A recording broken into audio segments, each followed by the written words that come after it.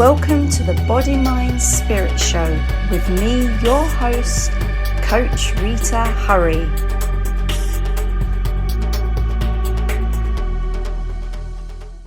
Hi everyone, and welcome to another episode of the Body, Mind, Spirit Show with me, your host, Coach Rita Hurry.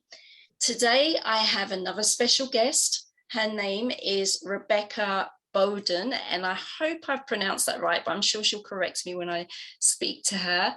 And she is a relationship and life coach. Rebecca, welcome to the show. Hey Rita, so great to be here. And it's Rebecca Bowden, so you are close, but I get that a lot. And it's a new thing because obviously I've just taken the name the past few years. So Right, okay. Well, apologies for that, but thank you for correcting me. No problem, pleasure to be here. You're welcome. So, growing up, you never really believed in romantic love. Can you share a little bit about your journey and what happened to change your mind on this? Yeah, totally. So, like many of us, unfortunately, I didn't grow up in the best family dynamic, as in my parents weren't really lovey-dovey.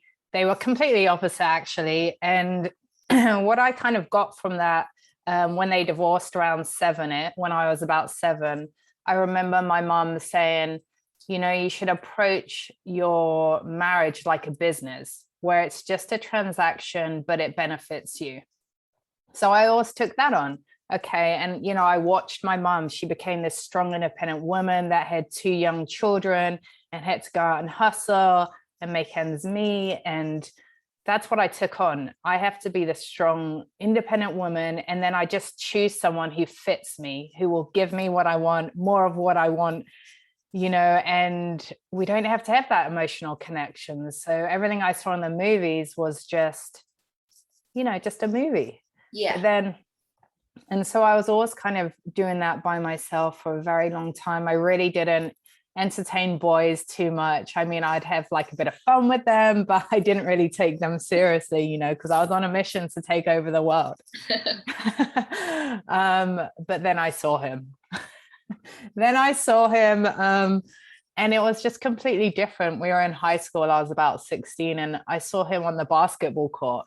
Oh, wow. And it was like this light. It was just crazy to me. I still remember it. He had like this long ginger hair and it was like he was just flowing through the basketball court. And I was like, I have to meet this gentleman. I just have to meet him. Yeah. And I noticed straight away how different it was, because previously I'd be very confident talking to boys. I wouldn't really care too much, but I was so nervous to meet him. Yeah. And I wanted to give to him.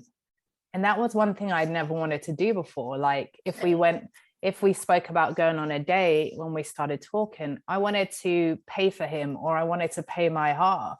Yeah. Whereas when I would be with boys before, I'd let them pay for everything, kind of in a way. And sorry about this, guys, if you're out there, like use them, like it's a transaction. I use them. It's that independent streak coming out there, isn't it? Yeah. But with Jeff, my beautiful now husband, I wanted to give to him. I wanted to buy his meal. I wanted to take him on a date. I remember before we even went on our first date, I bought him a basketball that lit up at night, and I actually stalked him and found out where he lived, and I left it on his doorstep for him. Oh, bless. And it all just changed. I started falling in love, and I knew it was different, and I knew I was ready to be all in, whatever that meant. I was still young. I was still only 16, but it was just different. So yeah. That's how the transformation happened. Oh, so you just obviously, you mentioned earlier about, you were taught obviously for it not to be like the movies, but that whole instance there was like a scene out of here we call it movies 24, but I like almost like a Hallmark movie kind of thing, where it just happened. I mean, in terms of like personalities, like did you find that you just clicked, or were there any kind of struggles at to begin with? Because obviously, Yeah. you know, you saw each other. It sounds like it was love at first sight, but then, you know, personalities come in. We have our traits. We have our own unique ways of doing it. Was there anything that made you second guess, or was it all free flowing? Because obviously all relationships have ups and downs.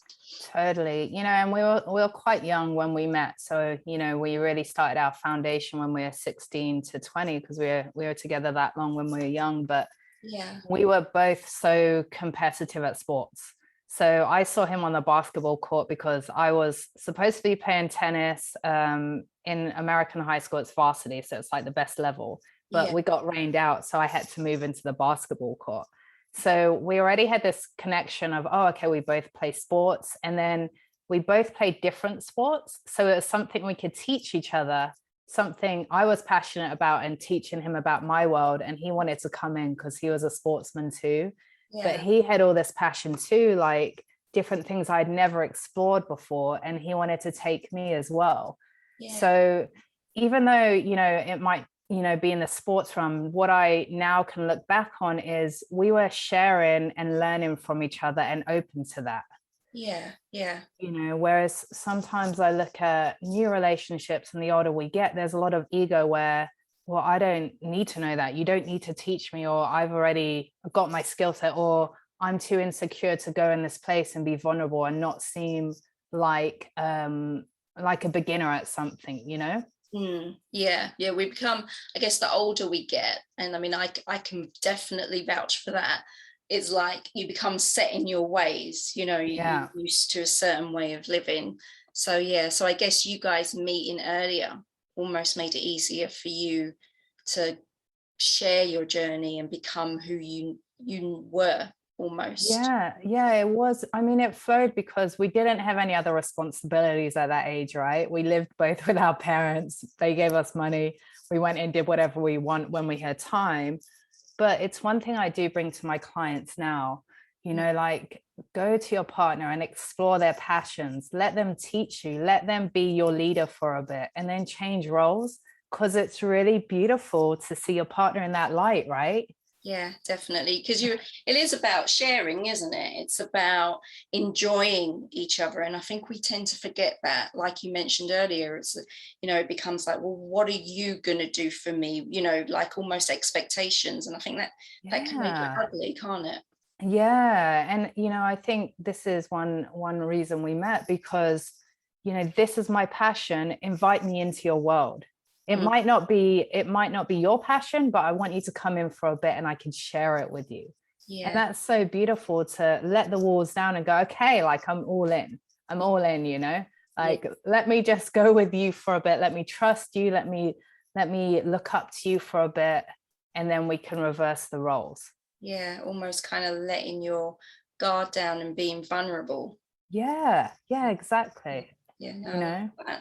So I mean, moving on from that, and obviously I guess that's kind of almost kind of answers a little bit of my next question. What do you think it is that holds many back from finding that special someone?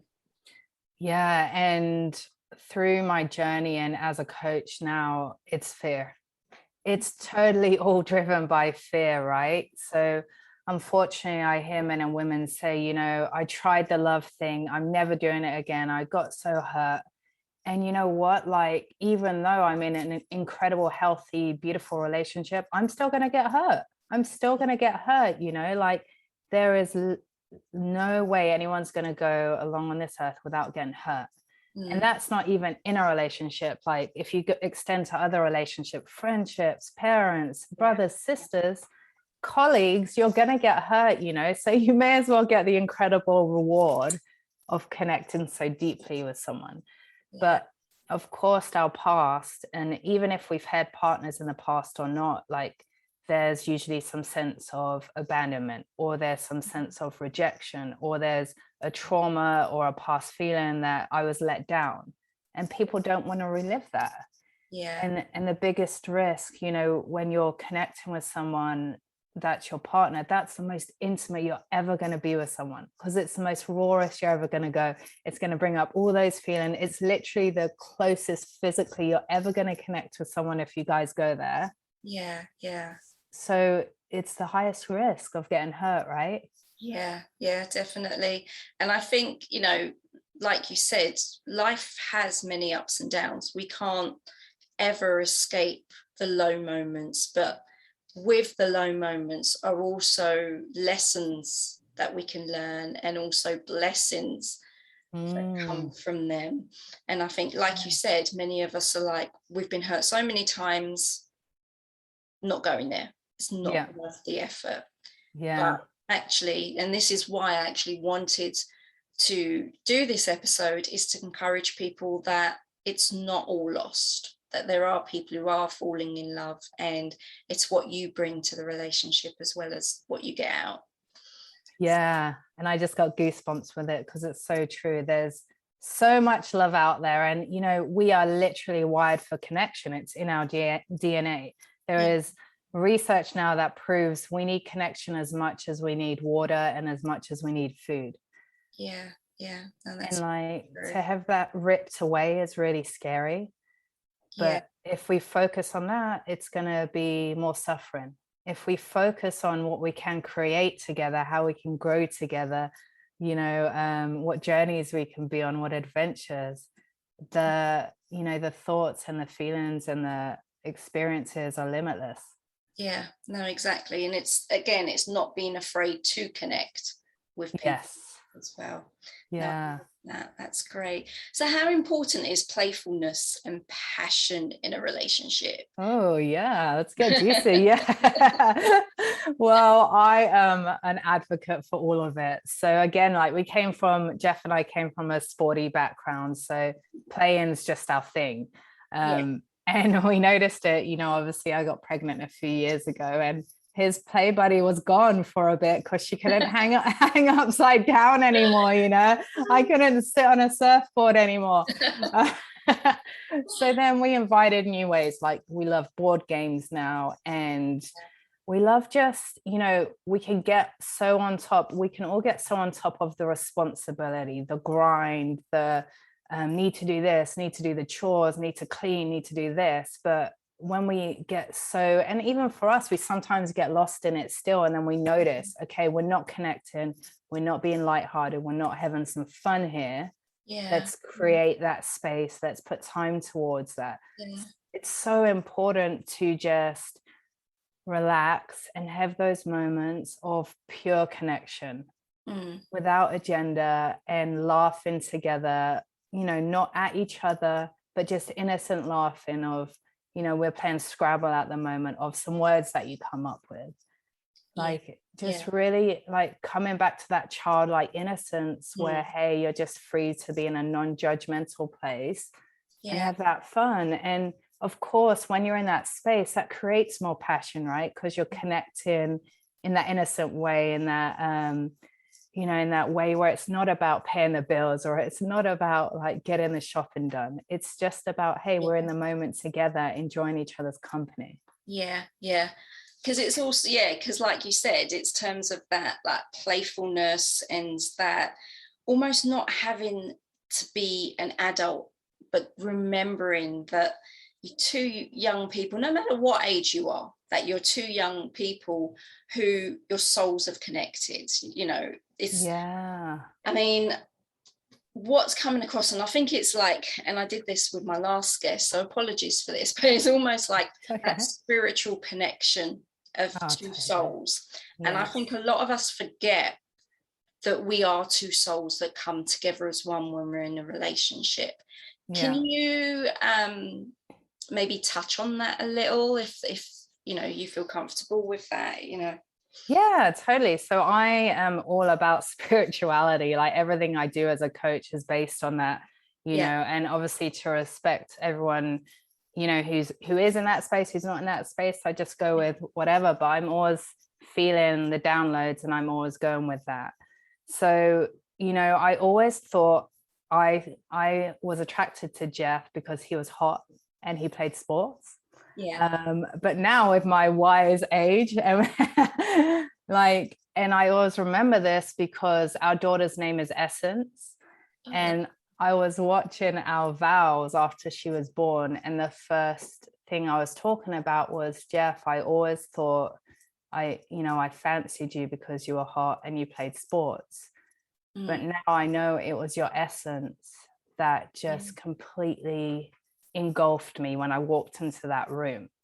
So I didn't know who he was. I didn't know what he did, but I just saw him and I was so like blown away. I literally feel like there was a light around him because I felt I was feeling his soul, his energy, his purity. Yeah, which is often the case. It is that whenever we meet people, the first thing that speaks to us, even before they speak, is the energy.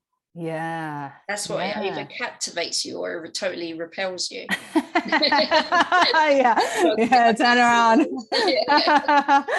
Yeah, exactly. And I love that, because it's like that innate, it's like you said, it's that soul connection, that's innate inner knowing, and Jeff and I have been together nearly 20 years, but it's been on and off. So we've had breaks, we've had long breaks, we've had other partners, but I never released that feeling. I always held a picture of him in my pocket because I was like, even if we're not together, like I'm always with him, because that connection's so strong for me personally. And luckily it was so strong for him too, so I'm grateful for that. Yeah, definitely. So just like going on from that, obviously, like you mentioned, you had breaks where you literally separated and met other people. Can you tell us about how this was for you and what was it?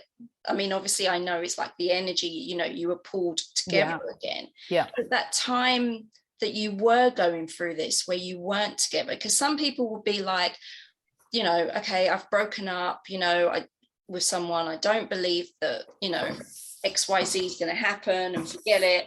But yet you still managed to come together. How did that evolve, that whole situation? Yeah, so very quickly when I met him, I started having visions of us having a life together, walking the beach and creating children. So back then I didn't know anything about this, but now I know I was manifesting since the moment I met him. Because my energy was so like attracted to his. But those times where we did separate, it was because, I went back to England and he was still in America, and like it just logistically didn't work for us. And the best thing was for us to release it. And it was painful, and it hurt a lot. And, things I tell my clients that might have gone through the same thing is, even though we're not physically connected, you could still send each other love. Whether you're in long distance or you've broken up, or maybe even you don't want to be together anymore, you can still hold that person in your heart and send them love without having to send them an email or having to text them ever, And then with that, it was, so I was always manifesting coming back to him at some point, but I also let it go, and I wasn't squeezing it and I wasn't needing it. And I was just honoring him on his journey and me on my journey. And, the last time we had time apart was because for me, I felt we had got into unhealthy habits. And I'm not going to speak on his behalf, but I wasn't in a healthy place. And now I reflect on it. I know I was trying to use him to fill my voids. Because all my inner stuff was coming up. And I was trying to use a relationship to heal that. And it wasn't working. So I took some time out and I, did some incredible healing for myself. I went on this incredible personal growth journey, spiritual journey. And, I'm getting goosebumps now about it all, because I started understanding that I'm never going to be able to fill my voids with someone else or something external.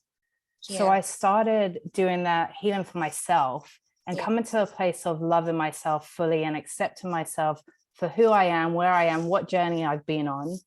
And then from that space, when we did eventually get back together, I was able to share myself holistically in the relationship instead of go into the relationship from a place of need. Yeah. Yeah.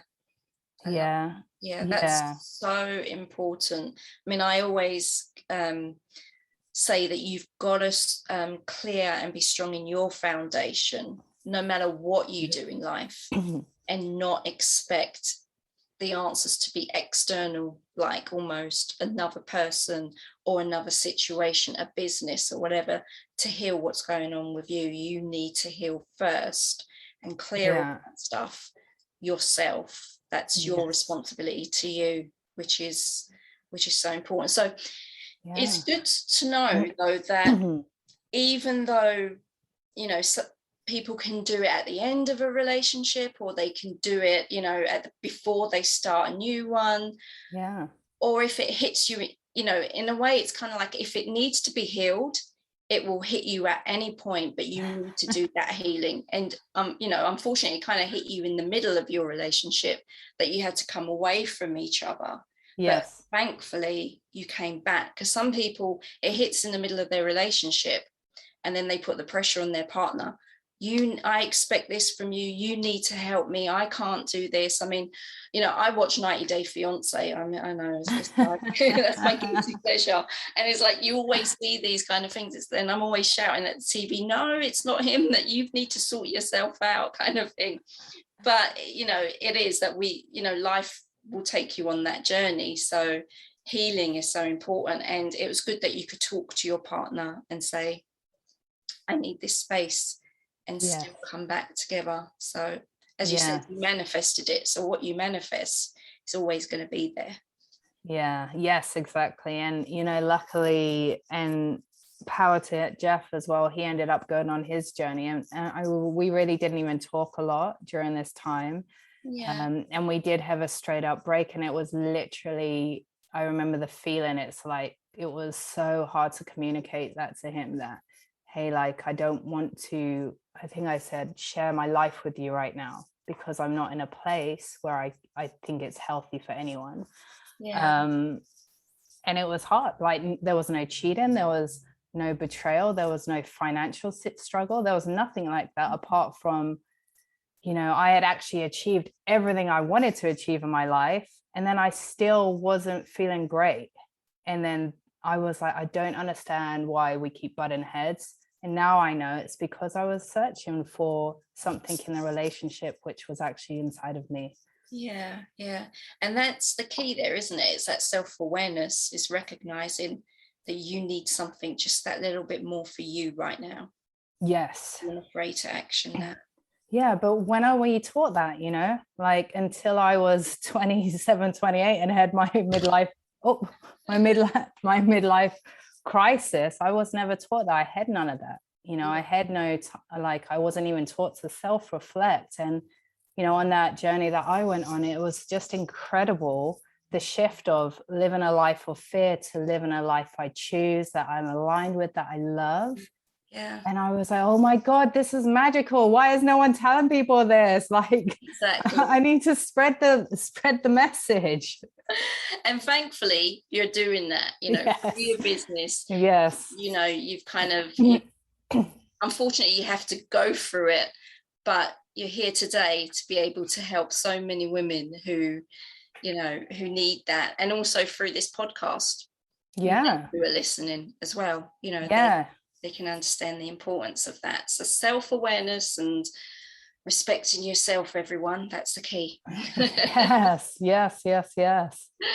So what is a harmonious relationship? If you could kind of just describe that, what would you, I mean, you know, I guess there's a lot there that has kind of emphasized that already, but in your own words. Yeah. So if I look at firstly the individuals, and you mentioned this word earlier, it's taking full responsibility and ownership of yourself. So being the individual you want to be, being the individual you're proud to be, you know, following your dreams, following your passions, and also like looking at the way you behave. So when we communicate, am I communicating from a place of love? Or am I just snapping and being irritated? Yeah. So taking that ownership of who is a person I want to show up to be for myself, and how does that look like in a relationship? Like most people, when they come to me, especially when they're single, they're like, I'm looking for this, this, this, this, this in a gentleman. I'm like, okay, do you know what type of partner you want to be? And they're like, oh, I've never thought about that. And I'm like, well, sister, it's a two-way street, right? So if you want this, this, this, this, you also have to be that. You have to be that energy. You have to be willing to give that energy. Yeah. So that's like. yes, exactly. So the emphasis would be, as a person, take ownership, be proud of who you are, and, understand your values, your morals, and how you want to be as a person in this beautiful world. Yeah. And then bring that into the relationship. So as a couple, harmony, to me, when you say that word, I just think support. Yeah. Like, if my partner has goals and passions, how can I support them? Yeah. If my partner's suffering, how can I support them? Like, I had a client recently say, my husband has severe anxiety. So once every 3 months, he goes into his cave and he's so anxious that he can't be around people. And then she went on to say, I get so upset with him. I get so mad at him. And then we fight and fight and fight. And I'm like, can I just summarize this for you, sister? Your husband is having an anxiety attack. So he retreats, and then you attack him for suffering. And she was like, oh my God, I never thought about it like that. I'm like, just ask him how you can support him. Yeah, definitely. Because right now it's not even about you. He's got his thoughts, his demons are overtaking him. So then for his one person to come and attack him, imagine the pressure that's putting on him. Yeah. And she was like, oh my God, Beck, I never thought about it like that. And I was like, yeah, because usually, we think if our partners are behaving a certain way, it means something about us and that they don't love us. But they so just be going through their own situation. Yeah. And the more you are supporting each other, the more you build that trust, you create that space, you become a team as opposed to competitive. Yeah. And also because men find it hard to open up anyway. So if they know that they can open up to you in a safe space and they're not going to be judged, it makes it easier for them next time, if they're going through stuff, to be able to talk to you and not almost kind of just shut themselves off. So it kind of starts the new pattern of behavior. Yeah, exactly. And you're completely right. There's so much pressure on men to not show their emotions, but anyone that comes to me and says, oh, he has no emotions, I'm like, yeah, he does have emotions. He's just expressing it differently and maybe not verbally. When he is shutting himself in the room, when he is, doing certain behaviors, going to the pub and drinking, he's expressing emotions that he's escaping because he's suffering, and I started working with men last year specifically as well, because and the first thing every man has said to me that I've ever worked with in the first session is, wow, I've never had opportunity to just talk without judgment. Yeah, no, I think that's important, because there are so many relationship coaches out there who are just seeing women. But having a male client as well is important, because then they can understand a woman's perspective, but also helping them understand themselves as well. And I do think it's so important, even as coaches, to work with both men and women, and not just stick with women because you are a woman and oh no, I surely couldn't understand a man. But it's the same language, isn't it? Language of love is the same whether you're male or female. Totally. And for my male clients, shout out to you guys, like they do some serious like feminine stuff, like and they just they're in tears and they're loving it, and they're like feeling freedom and release, and that they can connect and they can be vulnerable, and that's safe for them. Yeah, so important. Well, that's great, and I commend you on that, Rebecca. That's great. Thanks, Rita. And we need more coaches like you. Thank you, Rebecca. Bring it on. It's your way. Thank you. So what is your views on dating apps right now? Because that's the in thing, and then there's all this like like on Netflix at the moment, this Tinder swindler program. I don't know if you've watched that, but I've watched it. We won't go into that, but yeah. But yeah, I mean, there's a lot of women. I mean, like my entertainment company, we just have put together a docu series on romance, and wow, the first episode in terms of single women is that dating apps have ruined romance. It's like they just believe, a lot of them, that romance is dead because of dating apps, because they can't trust a guy that comes from there. What are your views on that? Yeah, my thoughts are very much check your thoughts on when you're going into the dating apps. So if you're thinking, I'm not going to meet a guy, all they want here is sex, then that is what you're going to meet. You're going to meet a guy that wants you for sex, right? Because that's what you're manifesting. Like I mentioned earlier, I'm such a big person on manifesting.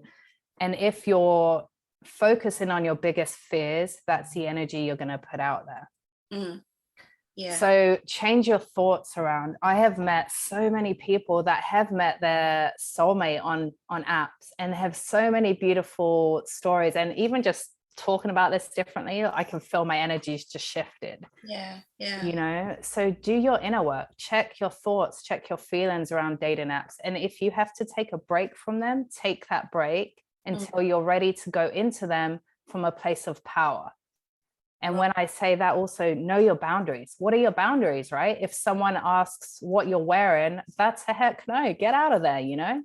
And you can communicate that from a loving place. No, thank you. Yeah. So know your red flags almost. No red flags, but also know your boundaries. Like, what is it I would like? And what is it I would say yes to? And what is it I would say no to? What are hard no's for me? You know, so I know some people like to create a relationship online, but for me, I would say, and you know, again, this is personal choice, but why spend months getting to know someone on a screen when you can meet them potentially if they're near you and just see if you align energetically, right? Yeah. No, that's true. Now that's great tips there for anyone who is contemplating going on an app or anything. It's just coming from a place of where you are and what you want, which is very empowering. So that's great. So continuing from that, the importance of self-love. And I mean, I know obviously we've just spoken a little bit about this and the foundation of it regarding finding the one. Yes. Can you just share any tips on that? I mean, obviously having experienced it yourself, and what tips would you give to our audience? Yeah, so if you're single, even in a relationship, like knowing your worth, you know, a lot of and I would say women say that once one of the fears they have about getting into a relationship or in their current relationship is that they feel like they've lost their self. Yeah.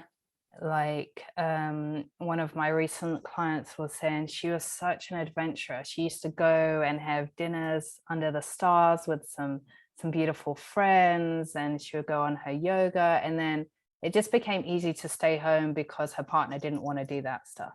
Yeah. And she was like, but I lost myself. So it's about, like, again, these are boundaries as well, boundaries for yourself of, well, what is the person I want to be?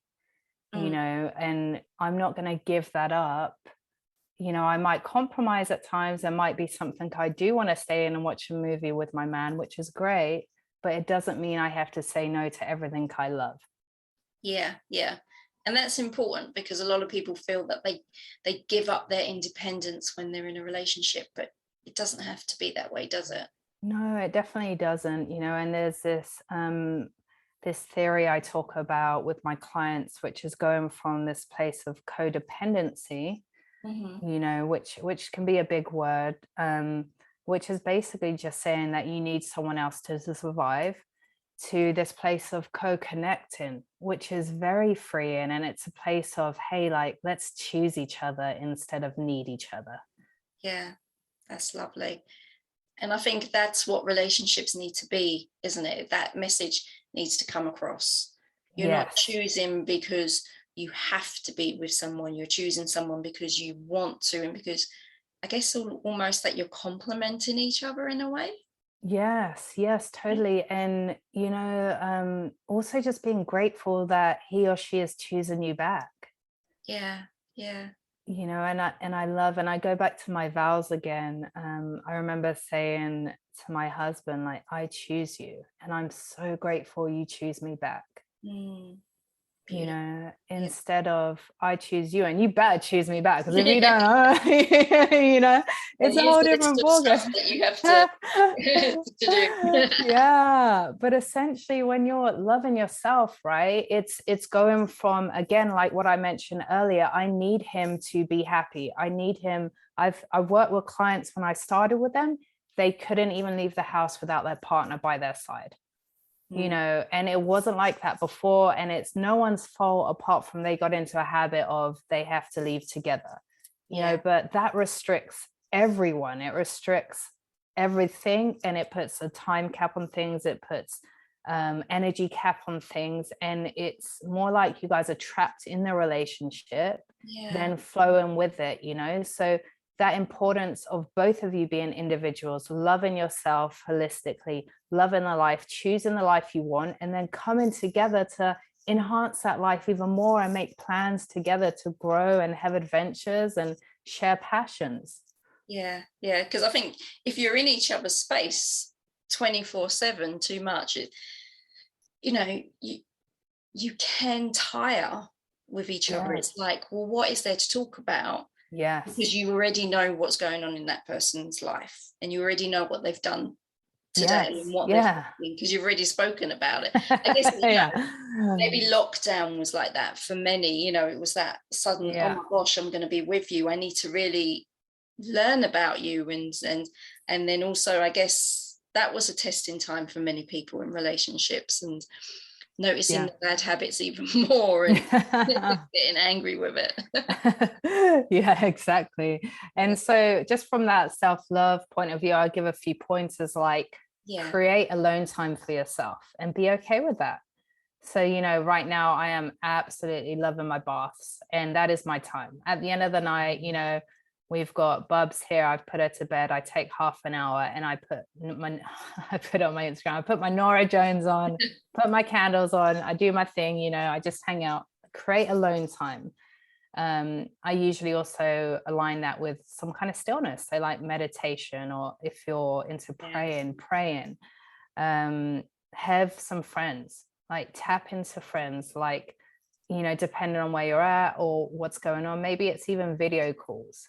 But, I have my girls, I have a few guy friends too, and I make time for them away from Jeff. And then also like move your body, move your body. Like, and Jeff and I actually love working out together, but just moving your body and feeling that freedom and feeling that energy flow around. We do a lot of dancing in this house. It's just so much fun, Yeah, definitely. It changes your state as well. It changes how you're feeling and gets rid of that heavy energy. Yes. Over. Yeah, I love that. You've shared some really great tips there, Rebecca. And I'm sure you've left the listeners with a lot of food for thought about dating apps, about relationships in general, and also the ups and downs of relationships, that just because you're going through some difficult time doesn't mean it's the end. And if it is the end, it can only improve and get better in terms of your next relationship. So you've given a lot of hope to the listeners. So thank you for that. You're welcome. Before you go, where can our listeners find out more about you and your services?